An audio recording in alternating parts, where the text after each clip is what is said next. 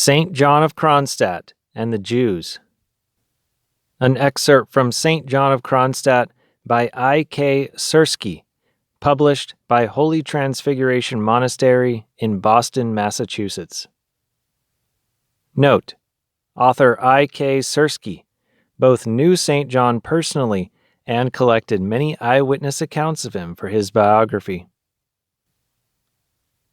Concerning St. John's relations with the Jews, it should be noted that he believed the policy of the Russian Tsars in regard to non-baptized Jews, in terms of isolating them from the mass of the Russian people in the Pale of Settlement, to be a very wise decision, since he thought that only such a policy would deliver the Russian people from inevitable subjugation to the Jews, which subsequently did happen in Russia. For this reason, Batyushka did not give his blessing in 1890 to Vladimir Solovyev's project to expand the rights of the Jews in Russia, which project was later rejected also by the Tsar himself.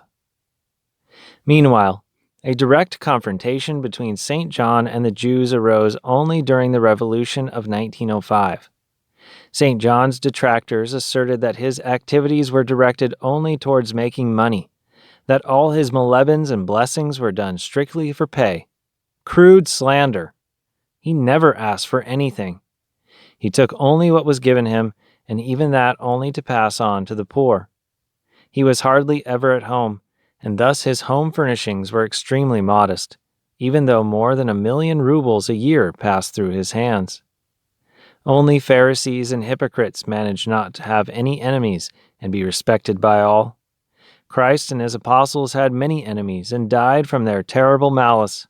The righteous one of Kronstadt could not but likewise have enemies. The great pastor's dirtiest and lowliest enemy was the Jewish press.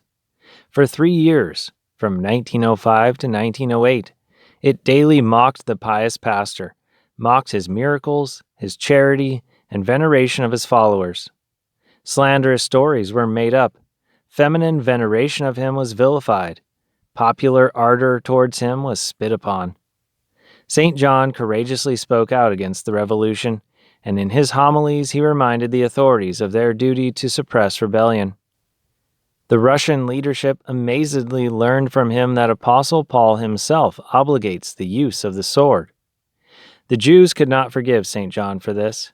Becoming supporters of Leo Tolstoy, who rejected the church and state, the Jews rained down a whole torrent of dirt upon St. John, who had stood up for the defense of the Orthodox Church and the Russian state. Once, during the bringing out of the holy gifts from the altar, a Jewish student approached the saint and hit him in the ear with all his might, as a result of which St. John lost hearing in that ear and spilled the Holy Communion. Later on, there was an armed seamen's rebellion in Kronstadt, instigated and fanned by revolutionary Jews. These latter decided to use the event in order to make short work of St. John. However, the saint guessed at their trickery and did not allow himself to be talked into going and persuading the rebels to lay down their arms. After the failure of their plan, the revolutionaries decided to lure St. John into a trap, and taking advantage of his incessant concern for the sick, passed his entourage a message that an ill person was in need of the saint's prayers. The saint had a foreboding that he would be met by enemies en route, and several times he warned his entourage, but they continued to plead with him for the supposedly sick person. The saint was led into a very rich house and was taken to the ailing person in the next room. When St. John went in there, the room was locked from the inside and the noise of a struggle could be heard. Then the women who had accompanied Batyushka immediately remembered his foreboding of misfortune, tried to break into the room, and finally had to send for the coachman, who broke down the door. By that time, St. John's iniquitous attackers had managed to give him several knife wounds and had almost suffocated him.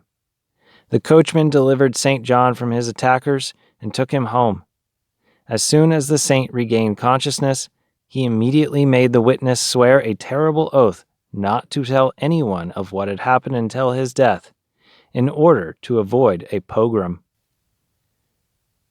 The remaining 3.5 years of his life, the holy martyr suffered such terrible pain from his wounds that he could not sleep at all. Only the Divine Liturgy allowed him to have a couple hours of relief from the unbearable pain, and so despite his frailty, he continued to serve daily until his very death, and when he could no longer walk at all, he lay in the altar and took communion. Thus, during the Divine Liturgy on December 20th, 1908, at which the saint was present together with all the people who were praying for him, he quietly reposed in the Lord. He was buried in the burial vault of St. John's Monastery.